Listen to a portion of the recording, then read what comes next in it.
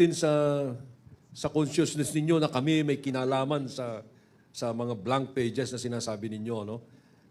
That is why we resented so much yung impression that the President was given a blank check. Wala kaming kinalaman doon sa internal sa Congress yun. And that is why we also respect the boundaries by not commenting kung sino yung to be blamed or not, no? But I'm sure that we did not benefit at all from the blank spaces that are being peddled around. Kaya namin sinasabi na fake news yan dahil binibintang kay Presidente yung pag-fill up. Even if that is not what they said, that is the impression they want to give to the public, which is very wrong, very malicious. Kaya I came out with a very strong statement dyan, and the President was very blunt also in saying that whatever the former President was saying about this is a lie. Gusto kong malaman ng taong bayan na wala talaga kaming kinalaman dyan. Tanungin ninyo mga congressmen, mga senators. And that is all that we can say at this point. Makakasama natin ngayon sina Executive Secretary Lucas Bersamin para ibahagi ang mga direktiba ni Pangulong Marcos Jr. kaugnay sa 2025 national budget. Si National Economic and Development Authority Director General Arsenio Balisacan para sa mga naging tagumpay sa ekonomiya nitong 2024. Mabuti naman at you came over to the PICC to join us in this occasion. And kami ay nagagalak na ginawa ni Secretary Mina and the DBM, the Department of Budget and Management, itong pagkakataon na nandito kami sa PICC, pinulong kami, lahat ng bureaucracy ng executive branch upang mas higit na malaman namin yung mga pangangailangan sa budget execution. Next Monday, we will have another session like this.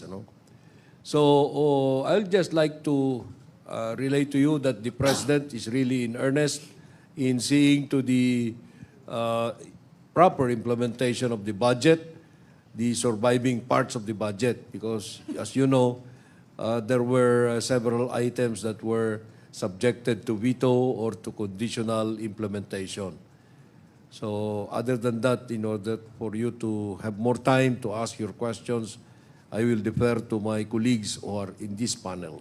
The event, workshop for our cabinet secretaries, it's the very first. We've been doing this, but mostly for the technical staff, but this is the first time that our cabinet secretaries are present. What we did today is a budget execution, the veto message of the President, one by one po yan, and the guidelines for the budget execution, the e-marketplace, and the new Government Procurement Act. On day 2 po, this will be on Monday, we will discuss the budget call naman po for our 2026 national budget. Morning, and to continue on Monday is very critical. It comes at the back of a report that we made to the Cabinet and to the President yesterday on the performance of the Philippine economy last year. And we took stock of those the lessons learned from that experience, and we are building that in the fiscal programming for this year.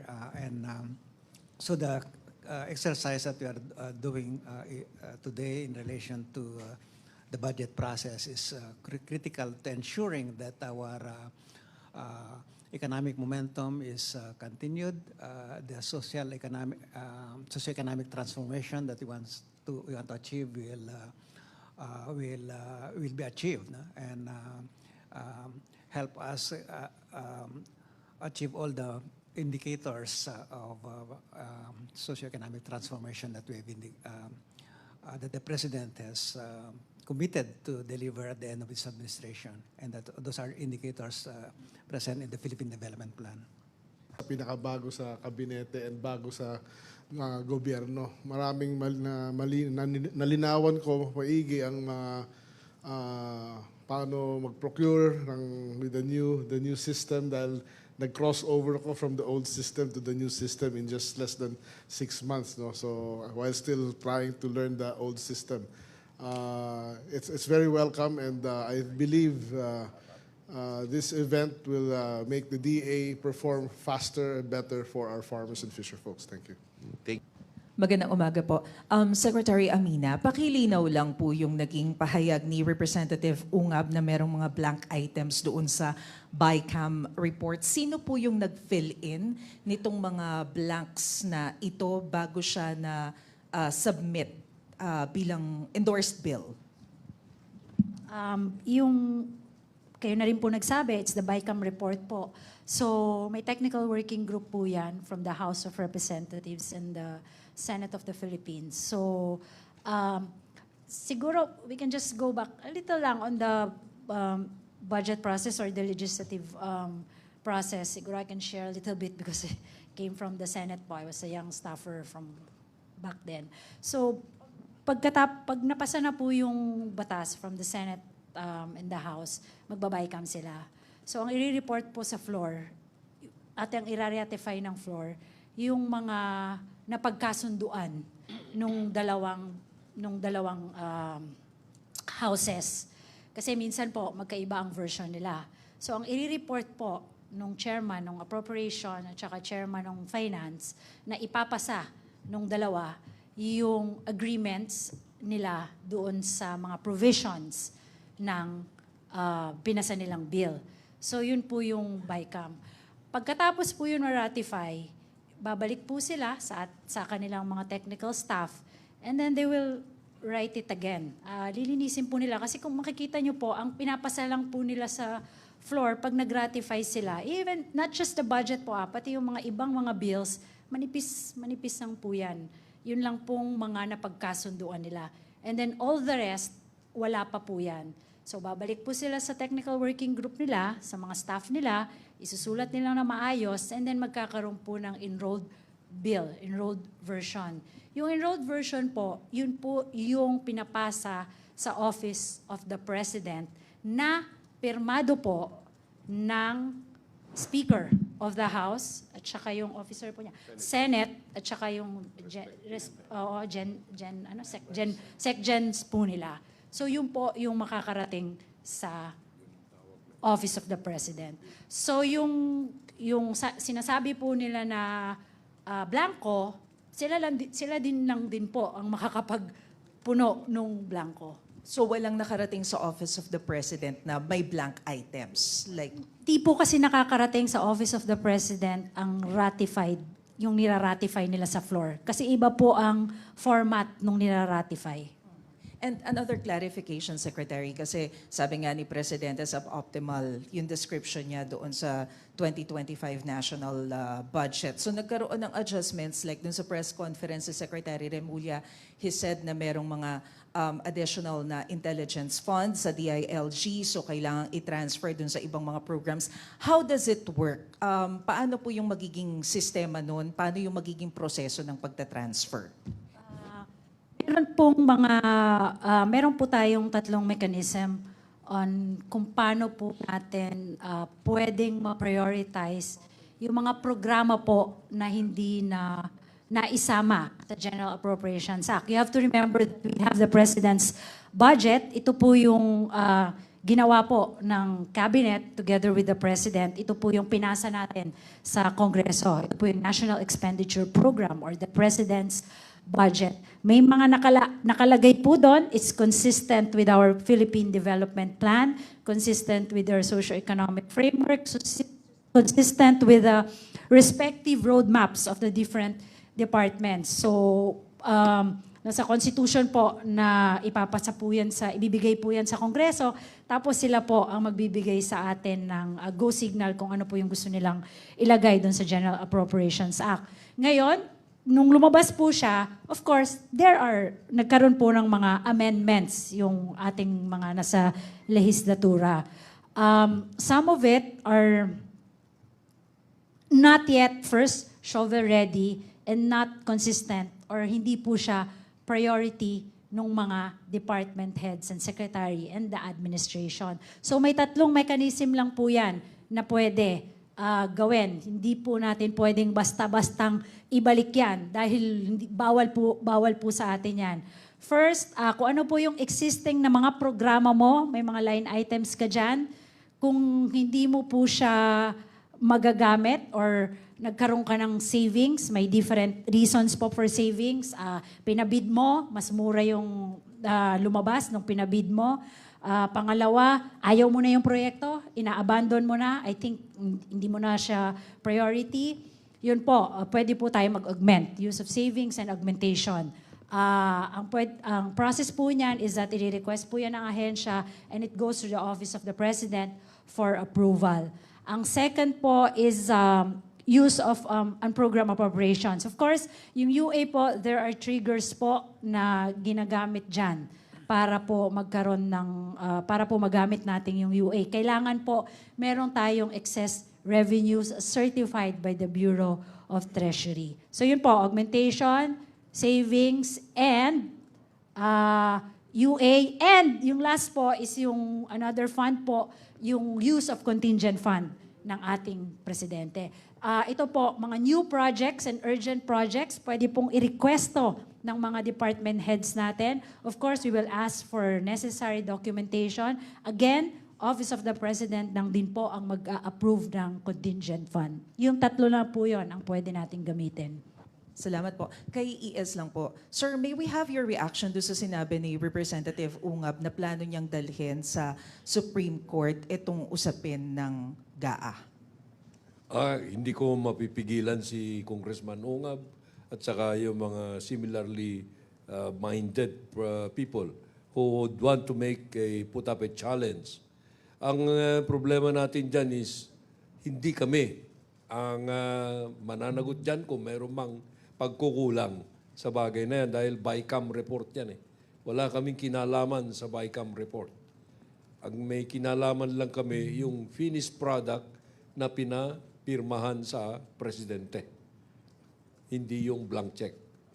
Secretary Pangandaman, meron pong criticisms on the modifications na ginagawa ng OP on the budget. Could you please explain to us yung legal basis po nitong mga adjustments na ito? Kasi like for example, tinatanong po ng ibang mga congressmen, can the President actually declare savings at the start of the year?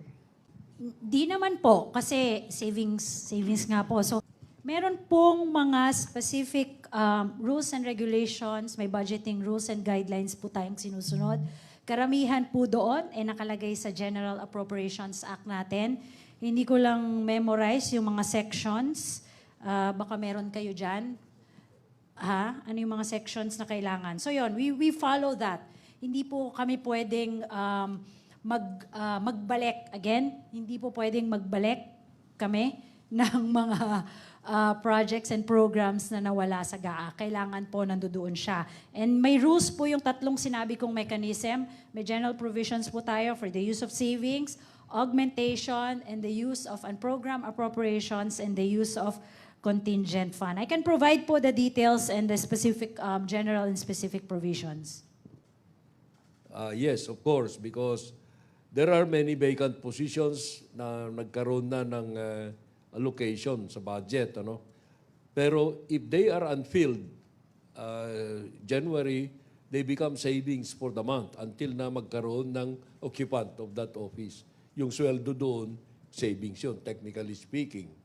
So, yung characterization of those funds na hindi na spent for specific purposes, beginning the year, this will be part of the savings. Only the President may, however, use the savings through his power of augmentation.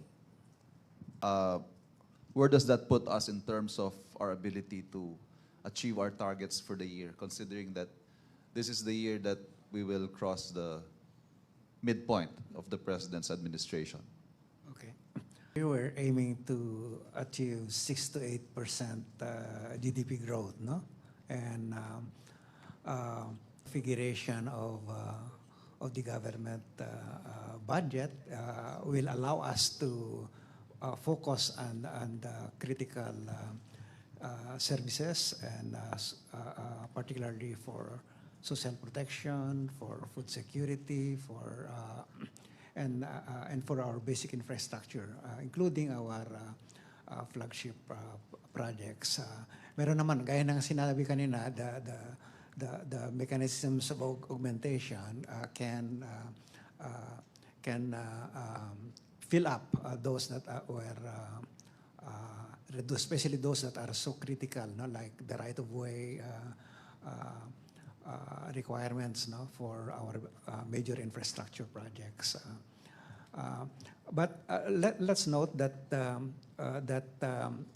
the government expenditure is just about 15 to 20% of the total economy, no?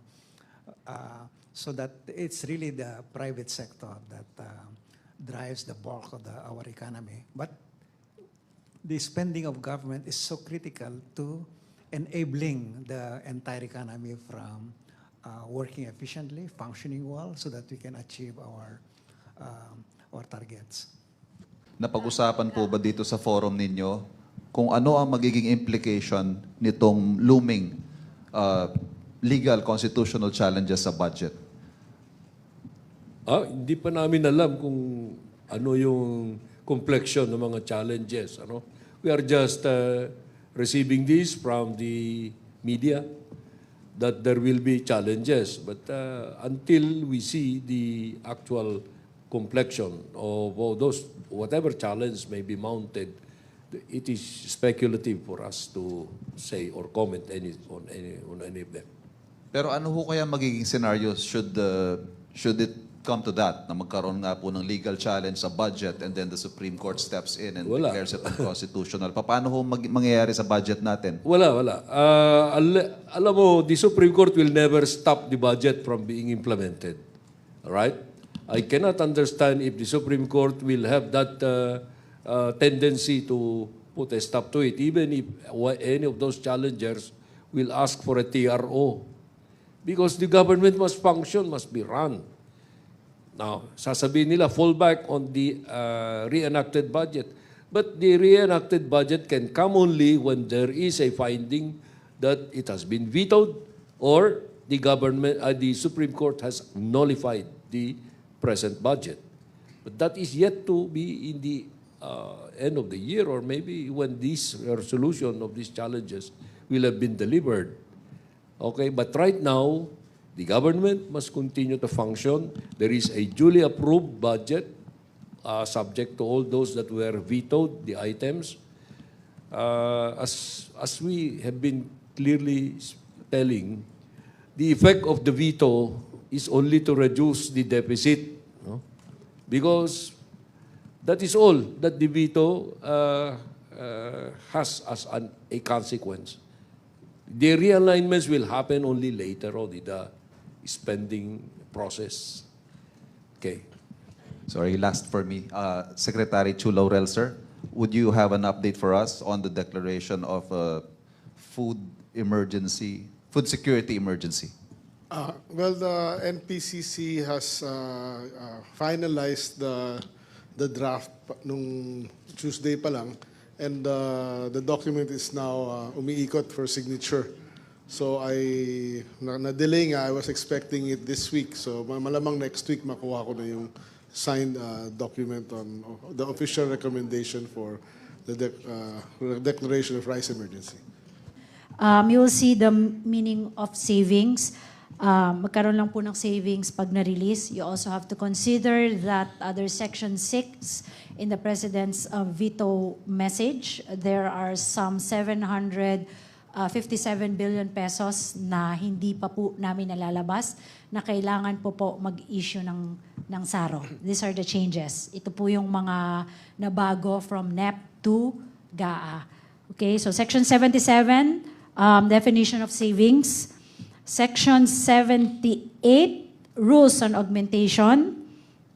Yan po yung mga kailangan nating tingnan. At meron din pong specific guidelines na ini-issue ang DBM on the release of those. Recto said that we're likely not to hit our 2024 GDP target. So, and we also did not hit our 2023 target. Are we still on track to reach the higher end of our target for the term of the president? The Philippine Statistics Authority will release growth performance for the fourth quarter and the full year 2024. But anticipating that, given the developments in the fourth quarter, no, especially the several typhoons, no, that impacted heavily on our agriculture, and also many other industries, because offices were canceled, suspended many times, no? And so I can imagine the losses across the industries, no? So I would expect the fourth quarter to be not as good as we had expected. So yeah, we may have difficulty achieving the 6% for the full year, but we'll see. For the 2028, for the whole admin of President Marcos, do we expect na ma-revise ulit yung target? To revise the targets as circumstances warrant, no? We do understand that, for example, for this year, the level of uncertainty in the global environment and the global economy is I think heightened. All these possibilities of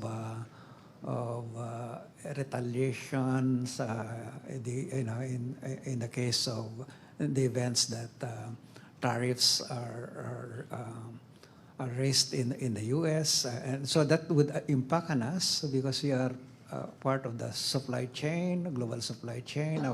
We exports, we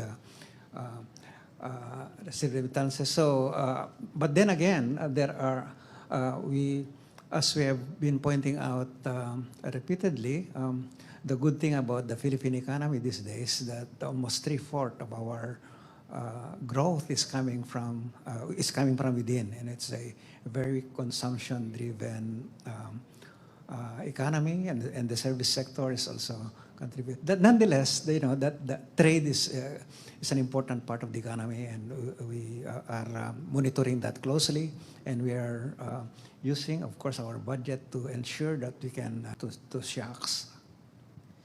Question to Secretary Amena. So some of the most contentious items in the budget came not from the GAB, because if you look at the GAB, it's very similar to NEP, medyo malapit siya. But from the BICAM, do you think there needs to be more transparency in the BICAM process? Will the executive branch push for more transparency? Po kami part ng BICAM. So I cannot answer that, but at least po for the, pag may budget hearings naman and then committee hearings, I think it's all in their respective websites. But on the BICAM, I cannot answer na. We're not part of it. For Secretary Pangandaman po, after po nag-review yung executive department ng mga budget nung past weeks, how many government agencies have gaps or shortages in their 2025 budgets? At saka how much will the government need to address those shortage, and where will the fund come from to address this? Hindi pa po kami tapos. We still have a few departments to go next week, di po ba, ES. So we'll have the final numbers once we finish the review. Pero so far, The source is still the same. Yung sinabi ko pong tatlong mechanism that we will use if ever po na kailangan. Otherwise, we will ask the departments to prioritize those projects for our 2026 budget preparations. Anyway, we have nag-budget call na po kami. So the agencies now are starting to prepare their fiscal year 2026 budget proposals. sa ngayon, ma'am, ano po yung completion nung review? Mga 50% complete na ba yung review? Yeah, mga 50%. There's another 50% pa. May initial figures na kaya? Kung magkano yung parang kailangan na i-fill up doon sa mga government agencies? 30 billion so far. Thank you po. Tapos, for Sec Balisacan naman po, sir, na-discuss po kahapon during sa NEDA board meeting yung Philippine Development Plan. So far, meron na po bang na-review yung NEDA kung ano yung mga parts ng PDP, kung saan naglalag yung implementation yung government? provided the report to the cabinet and to the president. As I said, the performance of the economy. Of course, as we said earlier, we fall short of the target, but that's understandable, as I said, because of the external and domestic factors that are outside of our control. But nonetheless, the performance of the economy was still quite impressive compared to our neighbors and the entire Asia. We still are second, third among the major emerging economies in Asia as top performer. Now, of course, my colleague here, Sec Kiko, knows and is doing very well how the agriculture was hit hard by the typhoons. We expect agriculture to have contracted by 2% at least, I think, in 2024 because of the heavy losses in the fourth quarter and as well as in the third quarter of last year. But we expect to have that speedy recovery in 2025. So that's one. And agriculture is 10% of our GDP and almost a third of our employment. So malaking impact yan. Any other aspects pa po ba ng PDP yung kailangan pang i-accelerate ng government para ma-meet yung targets for 2028? I think that so far what we have outlined in the PDP is rapid growth and a growth that is inclusive. We are succeeding in those two fronts, and the data show us. You can look at recent reports, for example, by the World Bank, showing that the growth of the economy in recent years have been quite inclusive compared to earlier periods in our recent history. But we can do even better and accelerate poverty reduction. Our goal is to achieve single-digit poverty incidence by the end of this administration, and that there will be far less hungry people, and people are more secure with respect to to the exposure to shocks. Natural or man-made shocks, that they have good, high quality. We are doing a good job. We're performing well in relation to improving the quality of jobs. Underemployment has fallen last year to 4.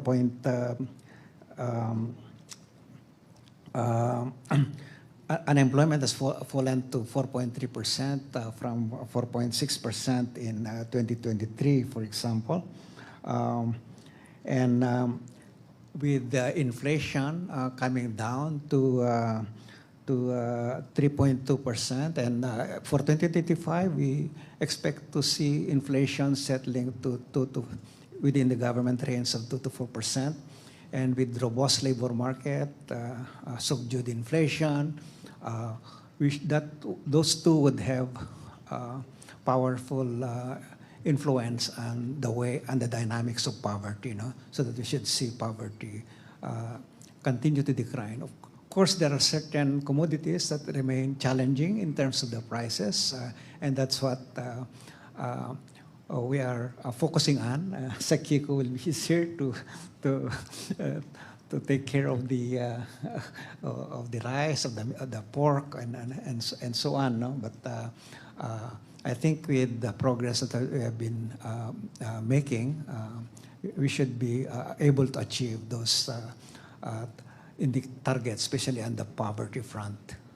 Secretary Ju Laurel, sir. Sir, concerns po ito ng different farmer organizations and groups. Bakit daw po kaya natatagalan yung declaration o yung issuance ng declaration for food security emergency considering its urgency? Ano raw po ba yung nagpapatagal para mapirmahan ito at maaprubahan dahil baka raw maabutan na noong pag-ani nila, hindi pa nade-declare. May sapat na panahon pa raw po ba ang NFA para i-dispose yung kanilang kasalukuyang buffer stock at mabili yung kanilang aanihin?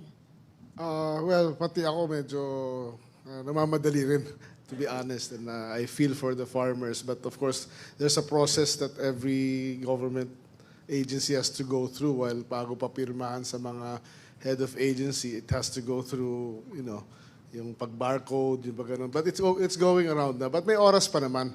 But despite the fact na wala pa yung final recommendation sa akin, meron ng plano ang NFA which we will announce next week on the rollout of this NFA rice once we issue the rice emergency.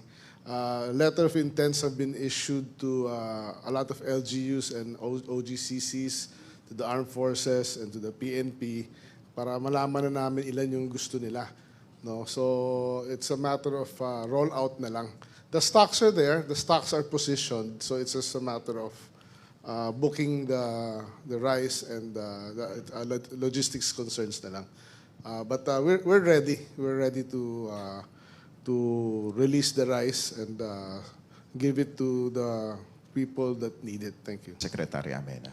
Is this the first time po na naka-experience kayo na may mga blank items or blank figures dun sa BICAM report? Pag yun sa BICAM, wala talaga kaming alam. But ngayon lang siya na-mention. But I'm not sure, I haven't seen yung ibang BICAM or ratified budget ng House and Senate. Nasa preparasyon na po kayo for 2026 budget. Ano po ang gagawin niyo para maiwasan naman po yung mga nangyari na pagpupuno doon sa mga tinapyas na budget sa mga projects and programs ng administrasyon? Magkakaroon po ba kayo ng mga dialogue for the House leaders? Executive naman, we know what's our priorities. Start pa lang na administration, we have the Philippine Development Plan, may respective roadmaps na po lahat ng ahensya, may legacy projects na po tayo na nakalista na po, na-enumerate na po natin yan. We'll just have to make sure that all of those are funded now until 2028 para po matapos itong mga proyekto na to.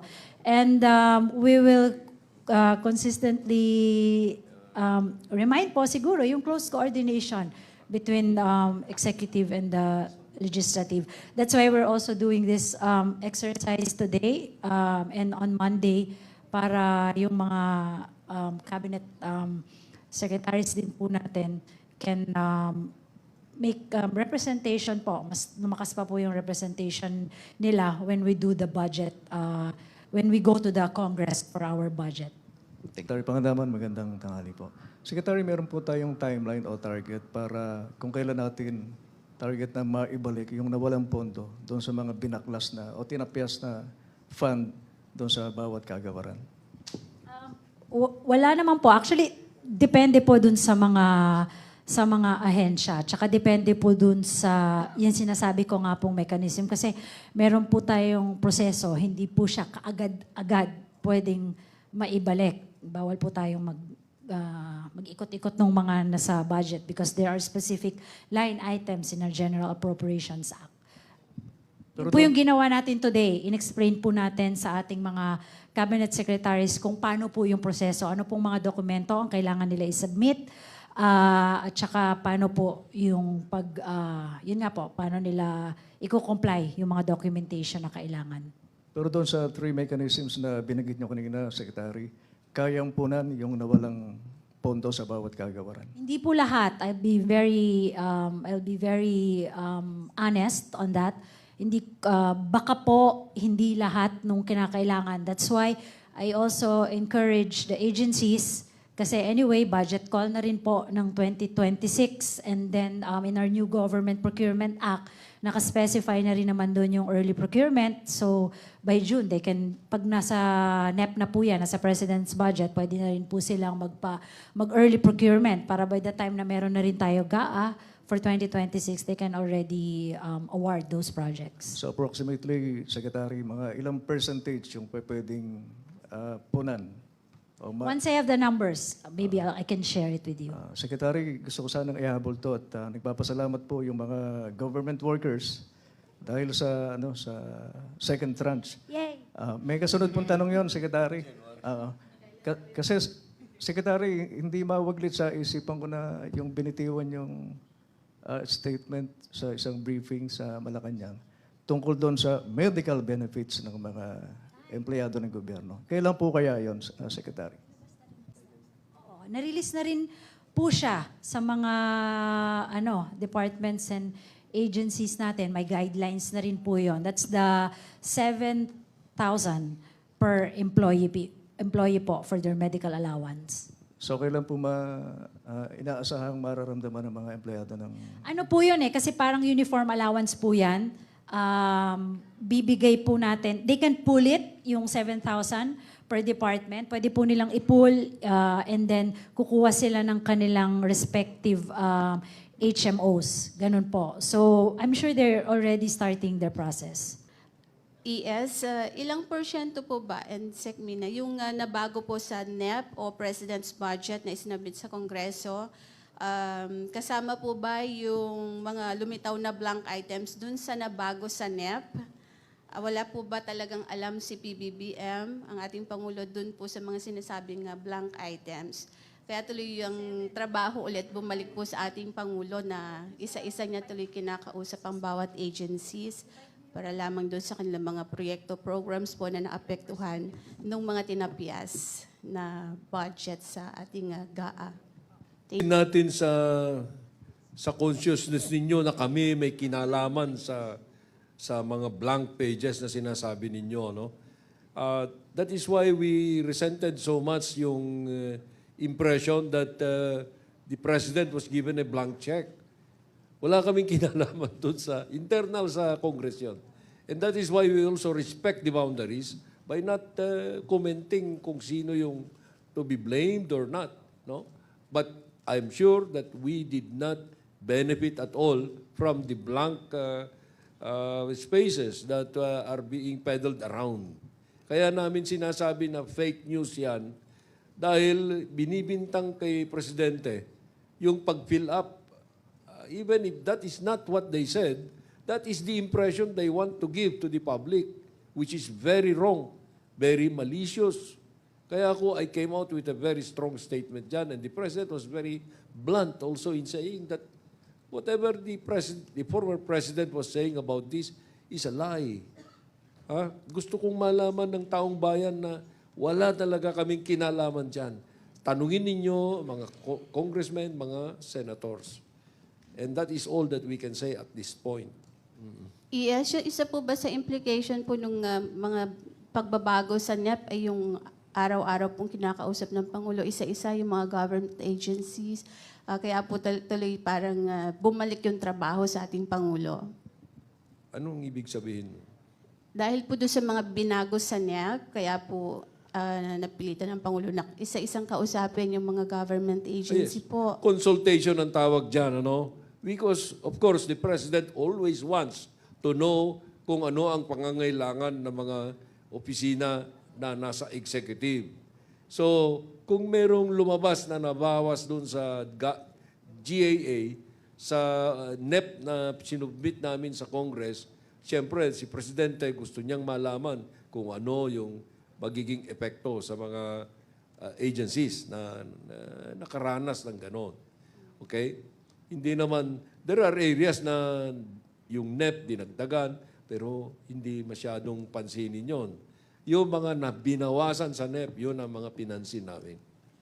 Last na lang po. Meron po bang from Kong Ungab na nagpunta po sa inyo para ipakita yung claim nila na may mga blank items po talaga? Hindi namin kailangan kausapin si Congressman Ungab. Siya ang magpapatunay sa kanyang sinasabi. Kasi wala kaming kinalaman sa kanya. Wala kaming kinalaman sa blanks. That's his invention. If there were really true omissions, Let the Congress, the lower house or the upper house explain kung meron. Pero patunayan muna kasi ang hirap sabihin niya na meron talaga. Hindi namin alam eh. Wala kami. Up to that point, hindi kami involved. Good afternoon po kay ES. Other matter lang, sir. Are we changing our position po when it comes to ICC? Because Secretary Remulla mentioned that we're having a softened stance when it comes to the probe on the drug war. Ganito yung sa ICC, we have withdrawn from the ICC, membership from the ICC, and that withdrawal is already in effect. Pero we have been very clear in our statements regarding this. If the ICC makes a move and courses the move through the Interpol, and the Interpol makes the request to us for the arrest or delivery of the custody of a person subject to ICC jurisdiction, we will respond favorably or positively to the Interpol request kasi nagbe-benefit din tayo sa Interpol in other cases. Hindi naman pwedeng sabihin na, oy, kumo ICC ang nag-request sa inyo to come to us, hindi na namin kayo papansinin. Kung tayo ang magre-request sa Interpol, hindi na rin tayo papansinin yan. Because that is committee, ang tawag doon eh. Committee. Pakikipagkaibigan, pakikipagmabuting... you know what that means, no? Okay. Sir, ano po yung sinasabi niyang mga areas of cooperation na pwedeng gawin ng Philippines and ICC? Well, Yun po ba yun? Ganito yan, wala namang definite na o klaro na sinabi na magko-cooperate kaagad. Okay? I do not even know kung ano ang ibig sabihin ni Secretary Boying. But as far as experience has given to the government shows, yung request ng Interpol should always be respected. Because the Interpol is also doing us service in other areas similar to this. So, that's the meaning of committee. Oo. So, sir, yung position po ng government, ng Philippine government or ni PBBM sa ICC is still the same? Well, you see, yung position is, wala na tayo sa jurisdiction ng ICC. Pero that does not necessarily mean, because of what I just said, that does not necessarily mean that the order of the ICC enforced through the Interpol is to be ignored. I'm not saying na yung ICC ang inaano natin. Yung Interpol ang pinagbibigyan natin. Thank you. ES, can we get a comment lang dun sa sinabi ng Makabayan that the President is deliberately blocking the impeachment of Vice President Duterte in Congress? She's referring to yung nangyayari daw po na hesitation to initiate impeachment proceedings na may kinalaman daw po dun sa earlier admission ng Pangulo that he told lawmakers not to file impeachment complaints against the VP. Ganito, let's understand this in the proper context. Ang tinanong kay Presidente is, are you in favor of impeachment? Siyempre, hindi niya sasabihin na in favor siya or he's not in favor because that is the prerogative of the Congress. You know that under the Constitution, the impeachment must emanate from the lower house. Okay? Now, if the President has made a statement at all about that process, it is only an opinion that he stated because he probably, the thinking of the President is that might be distracting us from our agenda and our move forward. No? But we do not say to the lower house because we cannot dictate on the lower house. It is a co-equal, it belongs to a co-equal branch of government. All we were saying, the President was saying to the lower house is, this is my position. But he is not blocking. He is not blocking. He cannot do that. Because it is the discretion of the collective of the lower house. If they decide to initiate, there is no way of preventing that. You remember, many years ago, si Speaker Manny Villar, no? When he endorsed the impeachment complaint against President Erap, no one could have prevented him kasi diniretso niya yung impeachment complaint sa Senate. And immediately the Senate acted. That's all. We have autonomy, independence, and so on. We cannot dictate on the other branches of government.